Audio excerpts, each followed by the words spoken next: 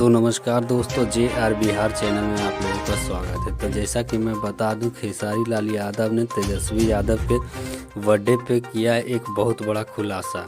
तो जो भी RJD तेजस्वी यादव का फ़ैन है और खेसारी लाल का फ़ैन है, जो भी इन दोनों का फ़ैन है, सबसे पहले हमारे चैनल पे नए आए हैं तो चैनल को सब्सक्राइब कीजिए और वीडियो को लाइक कीजिए। उन्होंने एक खुलासा किया। उन्होंने बताया कि तेजस्वी यादव के जन्मदिन का सबसे पहले मैं हार्दिक स्वागत करता हूं। JR बिहार चैनल की ओर से भी उनको हार्दिक स्वागत किया जाता है ना। बहुत बहुत बधाई दी जाती है। और बताना चाहूँगा कि खेसारी लाल यादव ने कहा लालू यादव जी के ऊपर एक बायोपिक मूवी बनाई जाएगी भोजपुरी में। उनके जीवन पर आधारित एक फिल्म बनाई जाएगी। इसकी जानकारी उन्होंने दिया है। जानकारी देते हुए उन्होंने बताया कि जैसा ही मैं लंदन से लौटता हूं, मैं इस पर काम आगे बढ़ाने का करूंगा। धन्यवाद।